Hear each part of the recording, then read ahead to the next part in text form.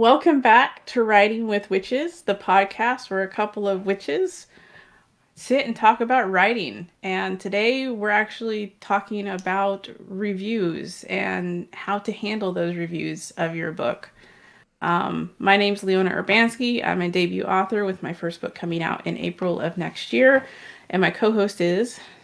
I am Nicole Autumn. I am the author of the Secret Society series that has 3 books currently published, and the final book in the series will be published in January. Yay! We're so happy. I know. I've been working on this one for a long time, so it needs to be out.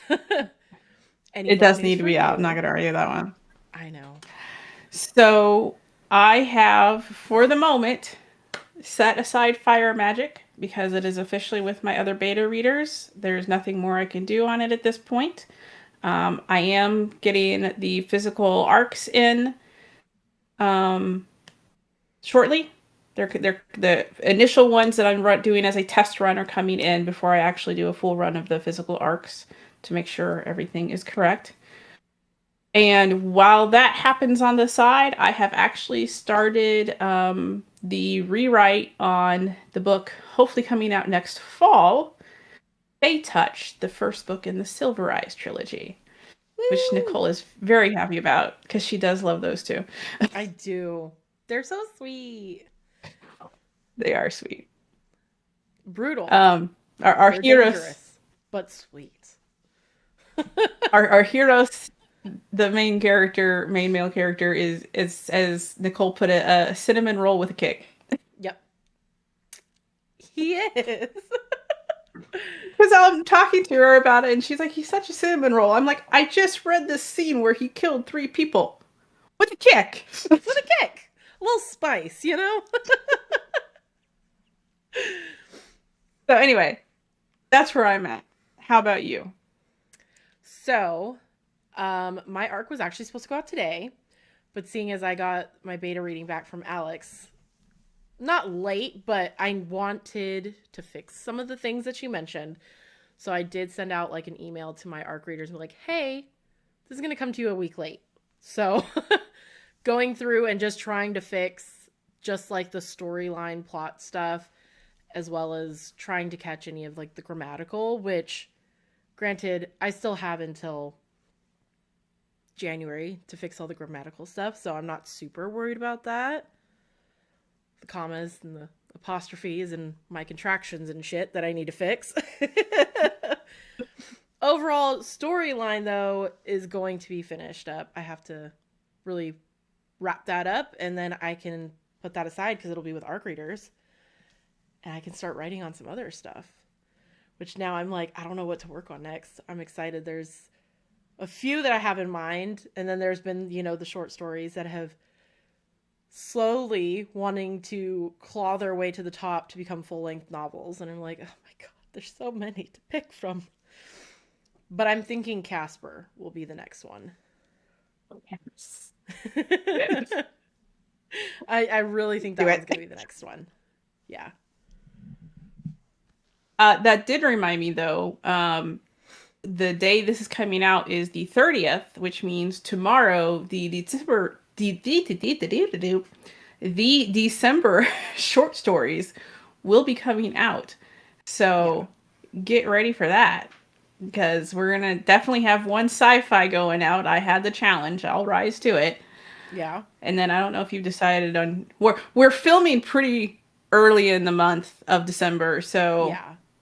we don't even know what you're going to read tomorrow yet. So mine will definitely be it's like the princess and the knight, like secret romance Ooh. situation. It's gonna be good. Like they're actively together in secret behind her father's back. But it's going to end Very nice. tragically. That is the way to do it. As I have trained you well. Yes, it is going to end very tragically and it may make you cry. I'm just saying.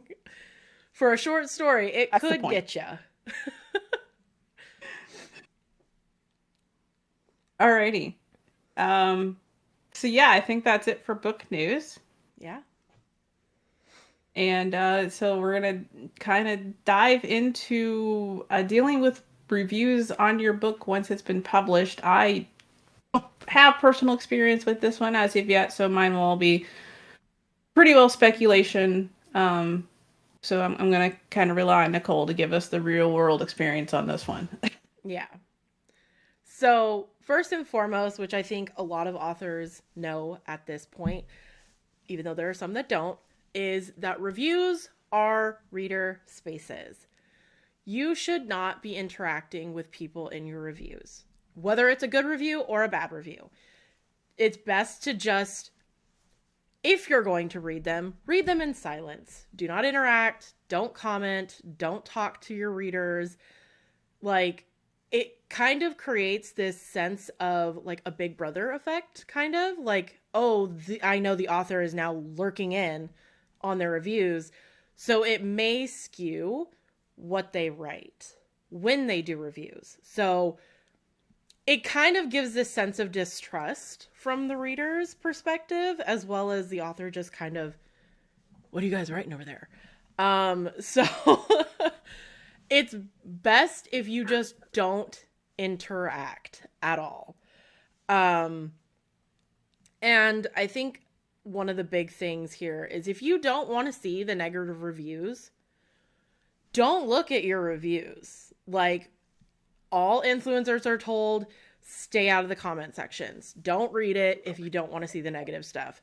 So keep that in mind, because we have pointed out that even people that don't like your book are going to read your book and they're going to review it. It's bound to happen.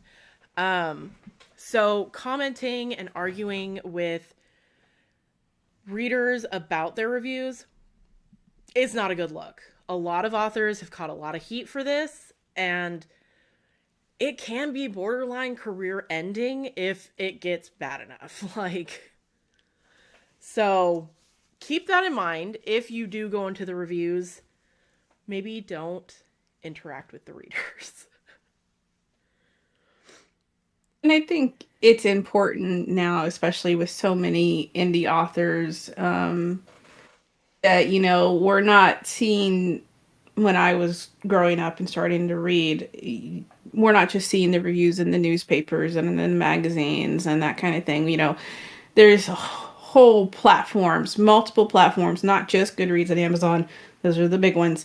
But there are whole other platforms dedicated just to reviews of books. And there are thousands upon thousands upon thousands of people putting reviews in on a regular basis.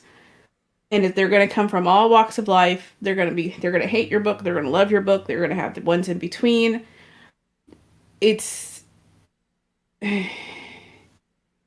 you you have to develop a thick skin. I know it's a cliche. I know it's a saying that a lot of people don't like, that you shouldn't have to. Unfortunately, there are people out there that are going to do stuff just to get a rise out of you. That's always been the case. It's just a lot easier to do it now without having to be held accountable for it. Oh, yeah, for sure. Um, and if you're a traditional author, I would treat these kinds of reviews the same way you treated the rejection letters that you got before you were traditionally published. Just read it and move on. Read it, move on. Read it, move on. You go on to the next step of whatever you're doing. Don't let it get to you. It's if you need to step back, step back. Take a break from it. You don't have to read every review as it comes up on your book. Yeah. I'm not sure what I'm going to do, honestly. I may try and sit back and not read it. I may be like, hey, Nicole. I'll read them for you. I will 100% read your reviews for you. I didn't say you couldn't get in um, the comment section of your friends' books, though. No, I'm just kidding. I mean, that's a fair point. That is a fair point. Um, I'm just kidding. Don't do that either, because that can so be bad too. that could be a friendship killer, not just a career killer. Yeah, for sure. Um, so just and like I said, I know that saying developing a thick skin is saying that it it's only applicable in certain situations. Unfortunately, this is one of those situations that I think it is applicable in because, again, you're going to have people putting in negative reviews just to see if they can get a rise out of people. Not even use the author, just if they can get a rise out of your audience and to get Yeah. them to argue with them about something. Because it's so easy to be anonymous on these sites that there's no accountability. And I mean that's always been a problem with the internet, really and truly, but this is something where it really does come into play. You have to let the water run off your back. Yep. Be the duck, I guess. Water off a duck's back. Yeah. Yeah. I mean, you make a good point So with it being anonymous. And not only that, um, people literally will hate read things. So keep that in mind. There are people that thrive in negativity. So if they hear, that this book may not be for you if you don't like XYZ, they may go read that purely because they don't like it, just so they can go and leave that bad review. Oh, I knew I wasn't going to. I don't know how many times I've read that or heard that. I knew I probably wasn't going to like this book, but I read it anyways because I was hoping it would be different than what I heard. And it's like, what? You heard all the things. You knew you thought you weren't going to like it, but you read it anyways, and it turned out you didn't like it. So there are definitely those people that will hate read. So there's not much you can do about that. But also, any art will always draw criticism. It doesn't matter how great it is. Great, or any art, whether it's painting, writing, poetry, I mean, any type of art will draw criticism. It could be the masterpiece of the century. There's still going to be people that hate it. So take that with what you will. Even if you write the best thing ever, someone's going to dislike it and they're going to let you know about it in the reviews, or, you know, hopefully they're not writing you directly and telling you they don't like it. It cracks me up because do you know who Geneva Rose is? She writes thrillers. mm-hmm. There is a man that has persistently emailed her about how much he hates her books repeatedly. So now she has this running gag of making videos just specifically aimed at him. But she's like, I only do this because not only did he write a bad review, but he has persistently emailed me, like borderline harassing her at this point. So she just makes videos just trash talking this guy the whole time. Or like, I write this because I know, I can't remember what the guy's name is. I think it's like Andrew, or I don't know, some generic white man name. Just call him Dave. Dave, I don't know. And she's like, I only write this line because I know it's going to piss him off. Like, it just cracks me up.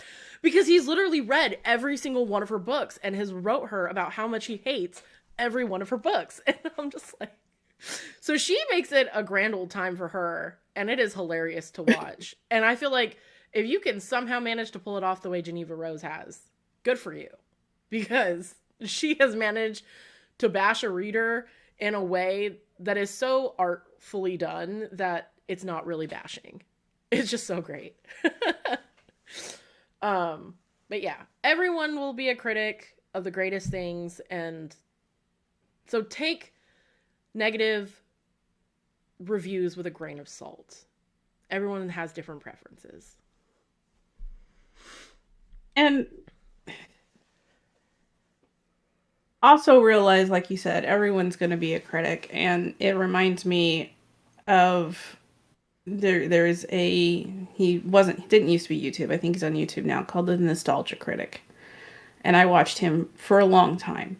And I thought at the time he was really insightful in what he was saying. And then the more I go back and look at his videos, I'm like, he was just being an ass. So there's some people out there that are going to be an ass to be an ass. Yeah. And that's just the way it's going to be. And some of them are going to have a platform, unfortunately.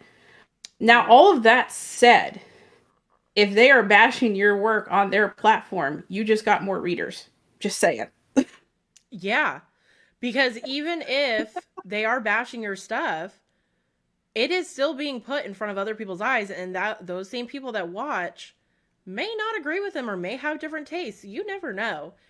And that's where the saying all publicity is good publicity, all, words, We all, know what you meant. you know what I meant, all publicity is good publicity. So yeah. Yeah, just keep that in mind. That some people are going to be an ass to be an ass, but and I also want to reiterate too, if your book really does blow up, as someone that has reviewed books on a regular basis in the past, I do find myself reviewing very popular books, and I don't always like the very popular books. I have gotten to the point where I'm trying not to just straight up bash them, but I will be honest and say this is my opinion. That doesn't mean you'll have to agree with me about it. And I don't think anyone who reviews books should expect everyone to agree with them. So this is coming more from a reader's perspective than a writer's perspective right now. Yeah. But be aware if your book does blow up, you're going to have the people like that are reading it because it's popular to see why it's popular. Mm-hmm. And they may not agree with it. Yeah. So just be aware that the bigger your book goes, the more people are going to review it. The more you don't want to read the reviews. Yeah. And then, sometimes those negative reviews aren't always a bad thing. I have recently gotten a bad review. I got a 2-star on my book, The Order Unbound, and they were complaining that there was too much smut in it. They said that literally the book goes into detail about sexual acts was a little too much for me. The writer does tell you it was still more than I thought it would be. And I cackled. I legitimately kicked my feet and laughed at this when I read it because I think that's hilarious. That because is pretty epic. yeah, if anyone has read just the trigger warning list, I don't know what gave this person the impression that it was not going to be smutty filth. So You're being honest. and they even put the author told me, I just didn't believe them. So not every bad review is necessarily a bad review. Yeah, take it and use it like we said in the other episode about marketing. Yeah, use it turn it on its head and use it as a good thing, So someone may see that and be like, okay, I'm now going to read it because this person said there is a lot in there. Yep. So just keep that in mind that not all bad reviews are bad reviews. Depending on what someone is interested in and what they're looking for, that could be someone else's bread and butter. If you wrote a book that has, I don't know, the trials thing that is in a lot of books. And some people are absolutely sick of it. And they're like, oh, nope, absolutely not reading it. They said that it's in there. And even if they did read it and they found it in there and they reviewed it negatively, that may be someone's favorite freaking thing to read. So they see that and they're like, oh, I know that this is in there. I'm going to get it. So negative reviews have kind of, I guess, that catch-22 that it could be bad, but it could be great for someone else. You just never know. Yeah, agreed.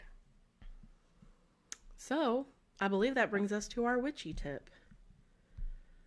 Indeed, it does. So we're talking about enchanted keys or enchanting keys. This is something that you can do that is great for opening up opportunities for yourself. This is kind of more metaphorical as well as magical because, like that saying, when one door closes, another one opens. And using like an old skeleton key would be best for this practice, but it doesn't have to be. I mean, at this point, a key from the 70s is now 50 years old. So, I mean, that's a lot of time for that key to be used. So any key will do, but of course, those cool ass skeleton keys would look pretty sick hanging out in your pocket or your wallet or your purse or whatever. Um, but it is just a good way to help with bringing in opportunities. It can also be used for protection. If you work with Hecate, it is also a good symbol for her. Um, and it is just, like I said, a way to bring in new opportunities, open doors for you that you may not have had the opportunity for. So it's just a little thing that you can do to just bring in some a little extra luck your way. Yeah, I mean it's a good excuse to go to antique stores too and find those old keys and dig through and find the one that feels right. Yeah, I'm sure there are some thrift stores or antique stores that just have boxes of keys hanging around. that would be really cool though. Can you imagine just seeing a big ass box of keys and just digging through them all? That would be fun. That would be fun. Yeah. Not gonna argue with that. I would enjoy that. The keys thing isn't something that I have done personally, but that would be fun. Finding one that just feels right. Yeah, for sure. That is, it's not one that I've done, but I have come across it several times. And I felt like that's a good one to bring up purely because at this point, when this is airing, we're heading into the new year and opening those doors into the next year and new opportunities. It just felt right, you know? Yeah, I may have to take that advice and go down to the big old thrift store, huge, like almost the size of a gymnasium store we got around here, and see what I can find. Where is that one at? I think I might know which one you're talking about. Yeah, I'm just not going to name it right now. Okay, yeah, after, duh. Yeah, yeah, yeah. I'll let you know after. Duh. um, I'm still a little cautious. nope, that makes sense. That was a dumb question on my part. Anyways, back into the reviews. um, There we go. Reviews can also be extremely helpful if you decide to read them, right? Of course, you're going to have some that, like mine, I just read to you, not very helpful, but funny. Someone may be offended by that, but whatever. But there are people who will critically review your book and break down why they thought certain issues came up, whether it's plot holes or things that were said between characters that may not have aligned with character choices. So really breaking down the issues that they found instead of just saying, I didn't like this book, which is not helpful. But those critical reviews can really open your eyes and shed light on the places you did go wrong that you may not have caught because you're reading your own book. So in your mind, you're like, I don't see any problem with it. This is great. But someone else may come from a different perspective or viewpoint or walk of life that reads it and is like, I don't know about this. This doesn't line with this, or this plot hole needed a little more to it. So it can really help you find the issues in your novel. And ultimately, if you take the advice, or if they give advice, or reading it can help you become a better writer. Critical reviews are meant to help you see where you went wrong in your writing and what you did right. That is there too. Typically, if they're critically reviewing, they will also talk about the things that you did really well and the things that they did like. And if there was anything unique that stood out about your story, they're going to point out and be like, I really love this. This was great. I like that they brought this in, or whatever the case may be. Those critical reviews are like gold nuggets. You're like, give me. It's that gift. Give me. Give me. Yeah. I mean, I love the critical reviews. Like, though, like I said, that's the bread and butter right there that you really want out of reviews. Yeah, and I'll be honest, as someone that's a little bit of a literary snob, those are the only kind of reviews that I will give. And it drives me a little crazy when I go in and I look at other people's reviews and they're just like, I just didn't like it. And I'm like, why? Why? Give me a reason why you didn't Yeah. like it. so that I know whether or not I agree with you. Just saying, that's not a reason. That's an Yeah. Yeah. If at that point, if you're going to just say I don't like it, then just give it the rating. Don't write the review. Like, just give it the Yeah. rating. But even me, when I if I am going to take the time to write a review, I'm going to critically tell you why I did not like it or why I loved it. Um, so again, those reviews are gold, especially in the reading era that we are in, where a lot of people aren't critically analyzing what they're reading and they are just reading for the vibes. There are a lot of people that say that. I'm just reading for the vibes. Which, I mean, we all do it. Let's be honest.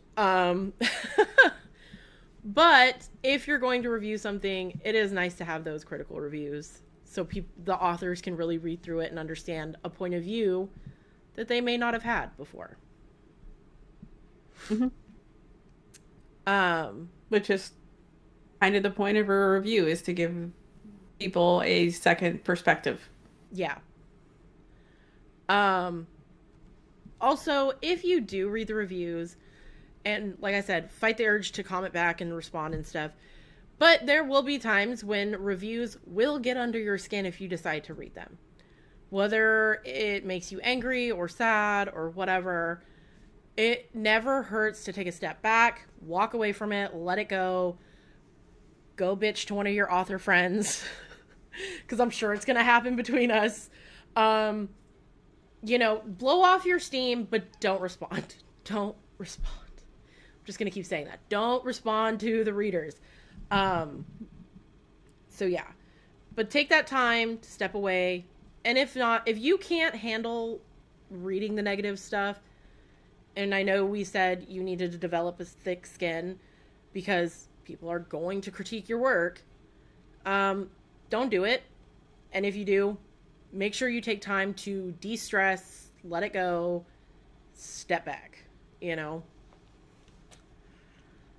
that can get under your Make skin. it make it difficult for yourself to reply. Like, if you're gonna go read, like, log out of your account first and then go read. So you have to take that extra step to log back in to Yeah, give yourself time to think. Make it hard on yourself to reply before you start reading these things if you don't think you're going to be able to resist that urge. yeah, Take precautionary measures. yes. I will say also, because I have seen this come up before, do not make secondary accounts to respond to reviews.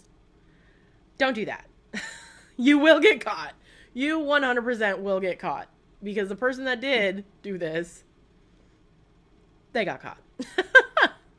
Yes, they did, and it turned out very badly It all the did. way around. All the way around.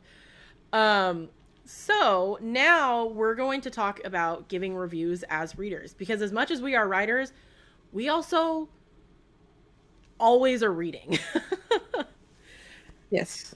We are always reading. Um, so from a reader's perspective, if you do have a negative review, do not tag that author in the negative review, whether it is on a social media platform or on a blog. Don't email them to tell them what you thought about their book if it's negative. Um, Keep that in mind. Authors are people. They have feelings. Don't purposely go out of your way to upset them with your negativeness. Yeah, Don't be an ass just to be an ass. that one. um, yeah. It's because I know a lot of people have dealt with this of authors being tagged in negative reviews, and it can be very upsetting when not only are they bashing the work or just negatively reviewing it, sometimes they even go a step further and start attacking authors personally for whatever reason. Um, and that's just bad taste and rude. Don't do that. It's not nice. Yeah. Yeah, if you got to get your kicks, do it somewhere else. where you're not going to be hurting someone just to hurt them. That's Yeah. being a very inconsiderate person. Yeah. Because we know all of our listeners are very considerate. We hope so. We hope We hope so. so. um Also, when reviewing, it's always a good idea to try and balance the negative and the positive feedback. Um, I'm sure every book you read, you're not going to 100% love everything about it. And you're not going to read something that you absolutely 100% hate either. So, when reviewing, it's always nice to bring up the things that you liked and didn't like, just to kind of give an overall well rounded review for if the author decides to read it. You know. Yeah, it's. I know one of the things that I always try to do when I do the reviews at the end of the episode is I will always try and make sure I bring up at least one positive thing that I liked about the book. I will rarely just give a complete bashing review because I don't read books just to hate read them. That's Yeah. I have too many books on my TBR to do that. Yeah. I don't got time for that either. Yeah, no. Um and it's also like what we said earlier, giving that positive feedback to the author will help them know what went well in their books. And so they will probably put more of that into their books, which means you will enjoy the books more as they come out with new ones. So it's a cycle. The more positive you give, the better the author is going to become. I'm not saying it needs to be 100% twinkly eyed, hearts glowing review the entire time. You're allowed to put in a little criticism, but try and balance it out. Don't just be a negative person. Yeah. I think out of the hundreds of books I've read, I think I have literally only disliked a book maybe 2 or 3 times out of the hundreds of books that I've read. So to sit here and say you went on and you disliked every single book and you just trashed every single one, I hardly doubt that. They aren't that bad. Yeah. And if I've learned Like I know Oh, go ahead. I was just gonna say I know I probably got thrown under the bus for my review that I did of the Throne of Glass. I read that book because it was popular. It's not my vibe. That doesn't mean it was totally bad. There were some cool things about it. I'm not going to finish the series, No. but I'm also emphasizing this is just my opinion. I read it because it was popular and it was trendy. Yeah. The Sorry, same now thing you go ahead. No, it's fine. But the same thing kind of happened to me when I read I think it's called American Queen. It was so far unbelievable for me, and just I don't know. It was so tropey and definitely was not for me. I think that was the second book I ever gave. I think I gave it like a 2 star, a 1 or 2 star review, because what do you mean that the vice president and the president are in a relationship and nobody knows? Two men having a relationship and they are the two most powerful people in the country and nobody knows? Not an inkling, not a suspicion, no tabloid rumors. I was like, I'm out. This is so bad. I mean, we all had strong feelings about the Pumpkin Spice Cafe. Yeah, we did. Read it because it was popular, and we were all like, nah. I don't see it. and if it's safe to say from the amount of reading I've done and being an author, most books on average sit in that 3 point something range, which means average. Like average good, average. So, on average, it's going to be love or hate, or it's like right in the middle. Mhm. You're rarely going to find a book that is like 90% 1 star or 90% 5 star. Most people are just going to rate it average. Yeah. And I've noticed that, like, if you see a book that has thousands of reviews and it's sitting in like the 4 point something range, I'm like, okay, that's probably going to be a pretty good book then. Because if it's in the Mm-hmm. 4 point range, that means more people liked it than disliked it. So normally I'm like, if a book has got over 4 stars, even if it's like a 4.1, I'm going to read it. That's fair. Yeah. Um, Posting about your reviews. Obviously, we said if you're going to post a negative review, do not tag the author. But those reviews are still helpful to readers.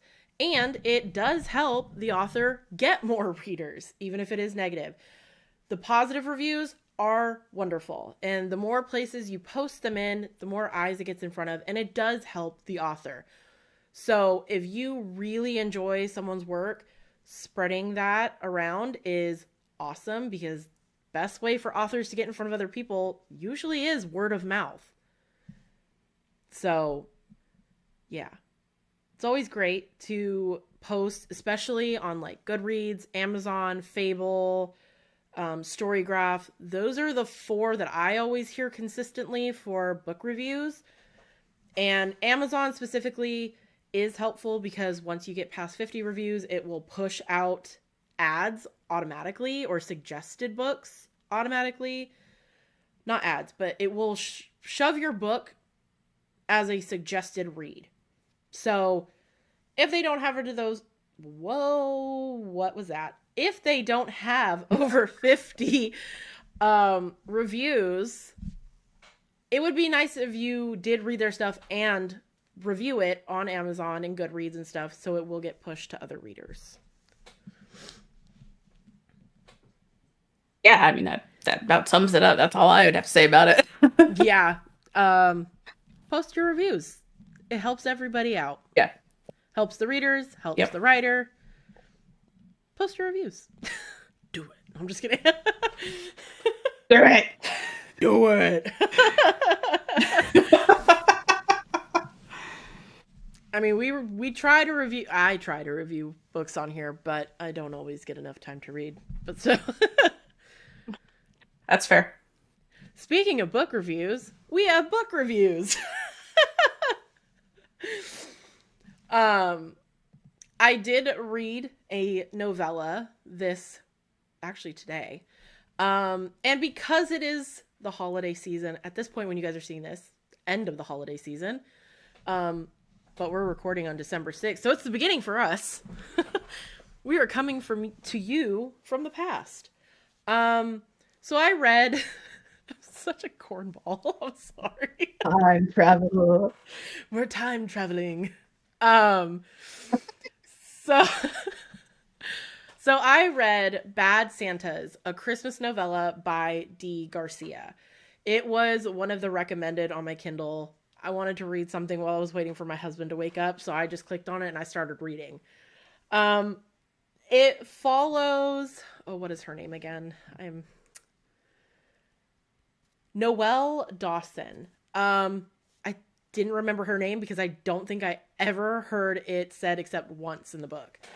It is a very short novella, very quick read, like hour and a half, depending on your reading speed, if that.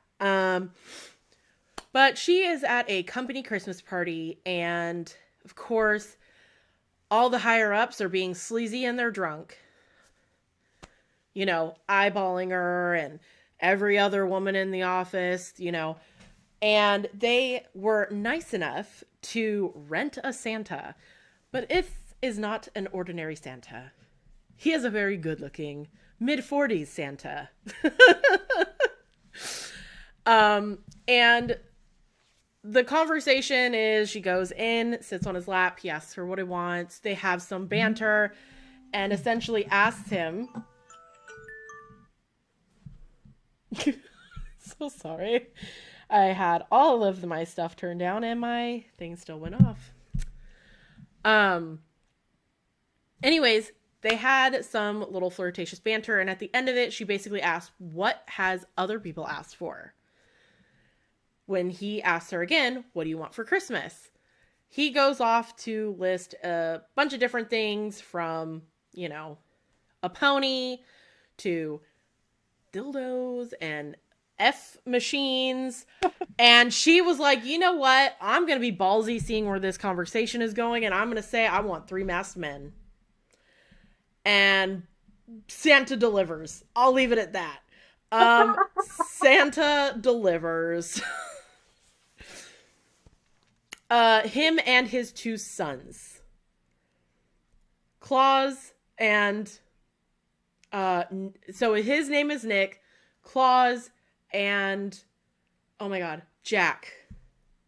So the three, I was like, oh my god. But one of them made it very clear that he is not his son, he's his stepson.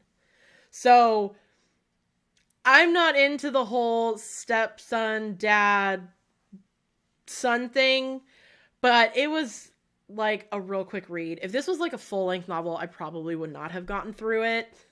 But I just kept telling myself it was part of the bit. This is not real. They're not actually related. That's what I had to tell myself to get through it.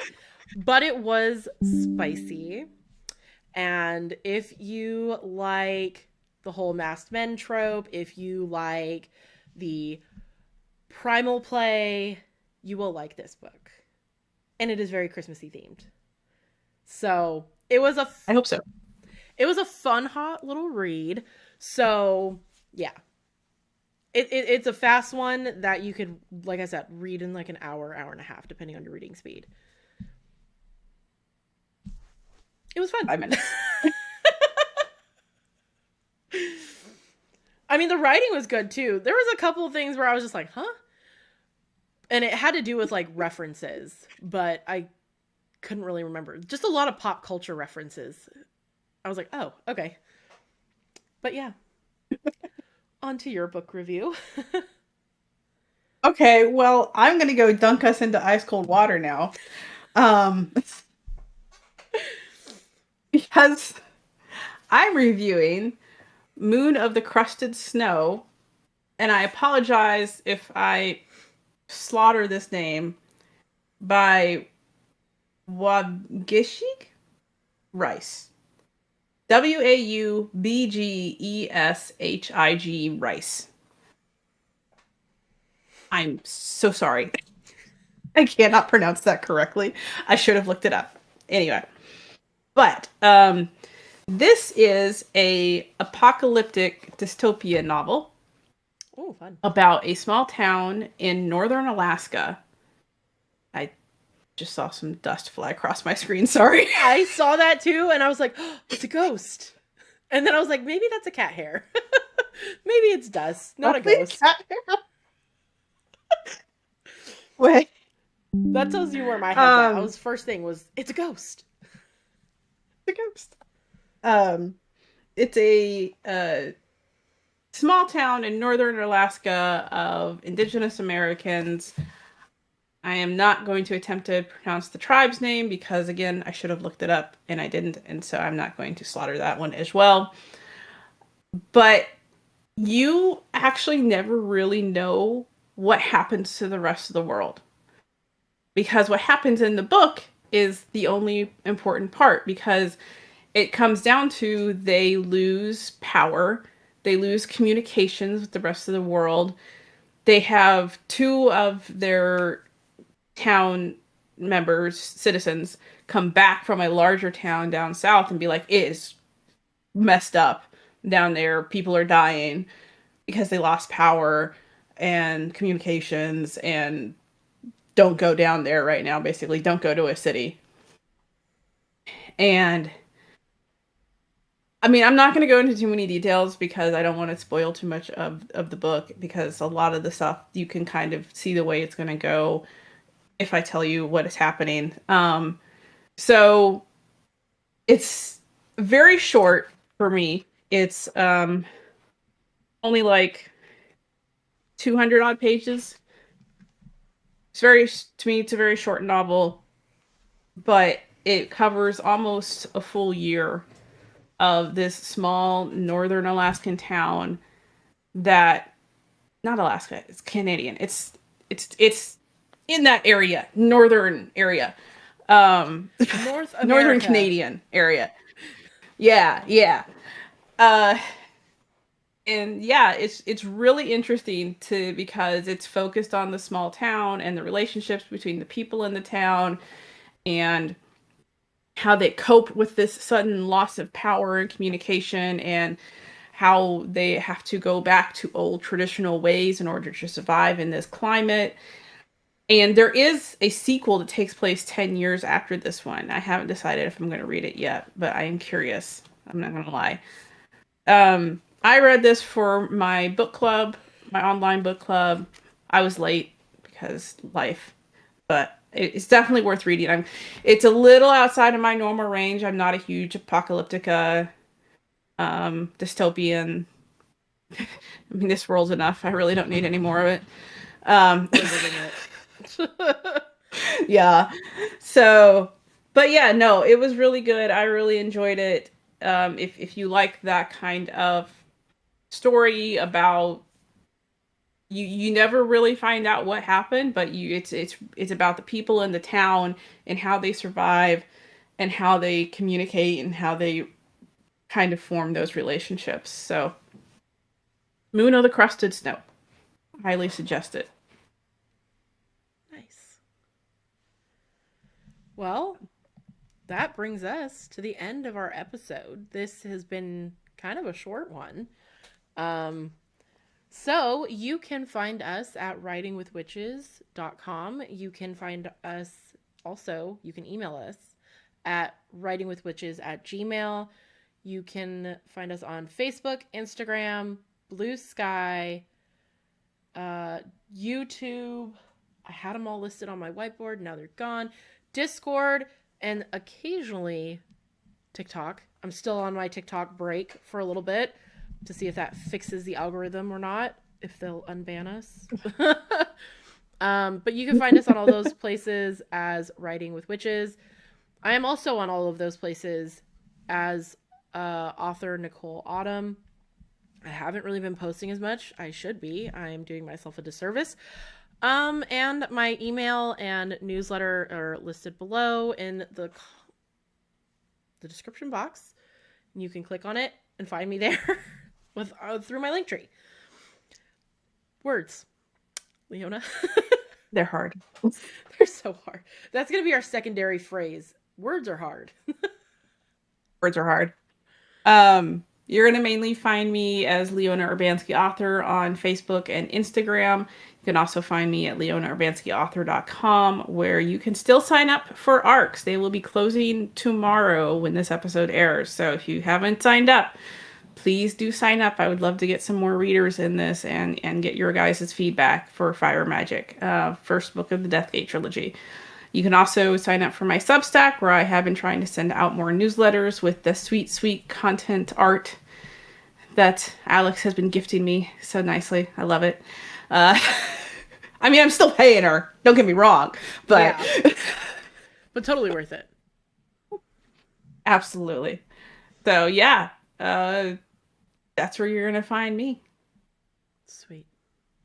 So, next episode, we will be doing a recap of all of the episodes that we've done thus far because we started this in July and we are now going into January, which is nuts. So thank you all for listening and watching, and I hope you come back for next episode, and we will see you guys later. Bye. Bye.